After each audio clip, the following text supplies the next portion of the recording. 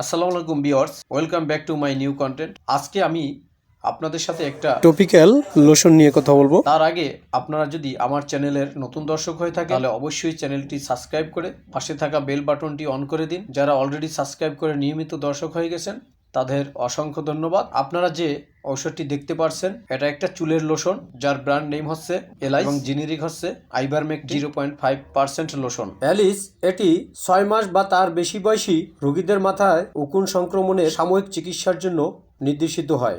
Alice শুধুমাত্র মাথার ত্বক এবং মাথার চুলের সাময়িক ব্যবহারের জন্যই, এটি কোনো প্রকার চুল বা মুখ বা অন্তঃসত্ত্বায় ব্যবহার করা উচিত নয়। চুল এবং মাথার ত্বক ভালোভাবে আবৃত করার জন্য পর্যাপ্ত পরিমাণে শুষ্ক চুলে লোশন প্রয়োগ করতে হবে।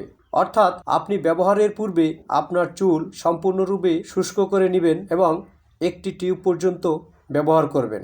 এটি ব্যবহারের 10 মিনিট পরে পরিষ্কার পানি দিয়ে ধুয়ে নিতে হবে। টিউবটি একবারের জন্য ব্যবহার করার জন্য নির্দেশিত, অর্থাৎ এটি একবারই ব্যবহার করবেন, দ্বিতীয়বার নয়। এই আইভারমেকটিন লোশন প্রয়োগ করার আগে আপনার চুল এবং মাথার ত্বক সম্পূর্ণ শুষ্ক করে নেবেন। চুল এবং মাথার ত্বক থেকে শুরু করে চুলের ডগা পর্যন্ত লোশনের প্রলেপ দিয়ে ঢেকে রাখতে হবে, যাতে করে মাথার ত্বক থেকে পুরো চুলে লোশন লাগানোর থেকে গ্যাপ না যায়। আইভারমেকটিন লোশন প্রয়োগ করার পর আপনি বা আপনাকে যেই কেউ লোশন লাগাতে চুলে সাহায্য করেছে তারা উভয়ে সঠিকভাবে হাত ধুয়ে নেবেন। সম্মানিত ভিউয়ার্স, এলিস লোশন নিয়ে যদি আপনাদের কোনো প্রকার প্রশ্ন থাকে অবশ্যই কমেন্ট করে জানাবেন।